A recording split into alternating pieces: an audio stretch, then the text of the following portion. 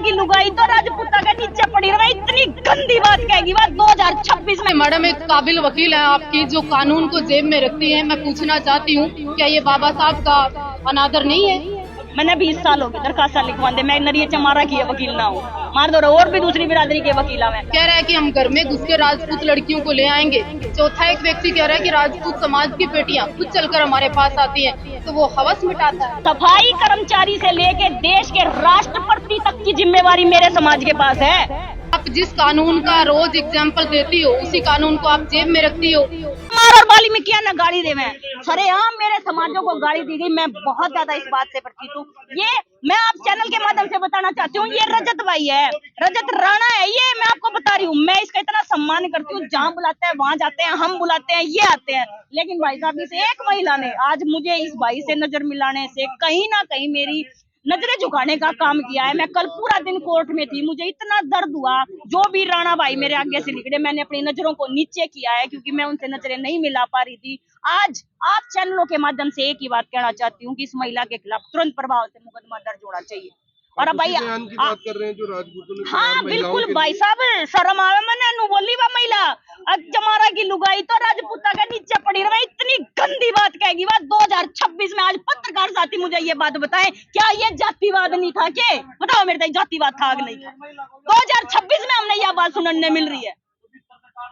और भाई साहब अगर निजी रूप से बात करूँ ना तो रोज दरखास्त लिखवाऊं, मेरे से पूछो फिर कौन कित पड़ा है कौन कित नहीं पड़ता। मैंने 20 साल हो गए दरखास्त लिखवा दे, मैं नरिये चमारा की वकील ना हूँ, मार दो और भी दूसरी बिरादरी के वकीला में। लेकिन हम कभी किसी के बारे में गलत नहीं कहते, ना मैं कहना चाहती ना मेरा समाज कहता। और वो कई लोग ऐसे हैं सोशल मीडिया पे, आकर्षण भाई नु कह रहे हैं कि फ्री का खावे, अरे मेहनत करके खावे। देश के सफाई कर्मचारी से लेके देश के राष्ट्रपति तक की जिम्मेवारी मेरे समाज के पास है। किस चीज की बात कर रहे हो? सबसे पढ़ी लिखी कौम है मेरी, सबसे पढ़ी लिखी।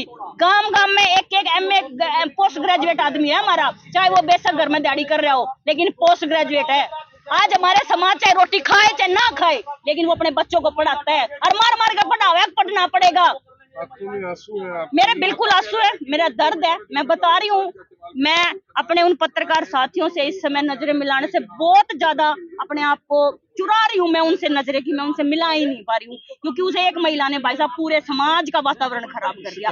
लड़ाई मैंने 19 तारीख को ईमेल के माध्यम से एसपी करनाल, आईजी करनाल और सीएम साहब को दरखास्त भेज दी, लेकिन अभी तक मेरे हिसाब से कोई एफआईआर दर्ज नहीं है। फिर भी हम इनको देने के लिए तैयार हैं, हम फिर लिख कर ले आए हैं इनको कि लो एक और ले लो। जातिवादी लोग नहीं, और जातिवाद हम करना भी नहीं चाहते, हमारी संस्कृति में और सोच में जातिवाद नहीं है। हम तो भाईचारे का संदेश देना चाहते हैं, क्राइम और करप्शन दोनों चीजें रुके।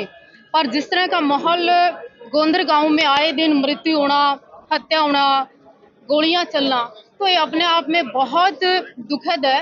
तीसरी विशेष बात मैं कहना चाहती हूँ, 2-3 ऐसे शरारती तत्व आपके करनाल में हैं जो जाति का जहर देके समाज का भाईचारा खराब कर रहे हैं।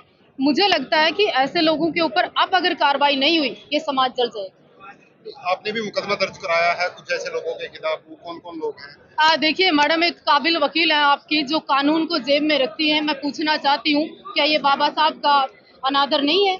आप जिस कानून का रोज एग्जाम्पल देती हो उसी कानून को आप जेब में रखती हो।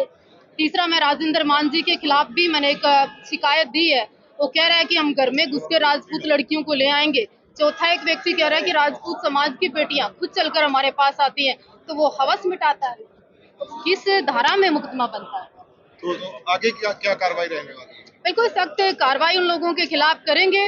और आप देख रहे हो कि यहाँ पर केवल राजपूत की नहीं, पूरे समाज की बात है, चाहे वो गुज्जर है, ब्राह्मण है, बढ़िया है, कोई भी है, हम सभी की बात करते हैं, क्योंकि छत देने से लेकर दुपट्टा देने की बात वो मेरा ही समाज करता है। कोई भी समाज हो, गलत किसी के खिलाफ ना बोला जाए।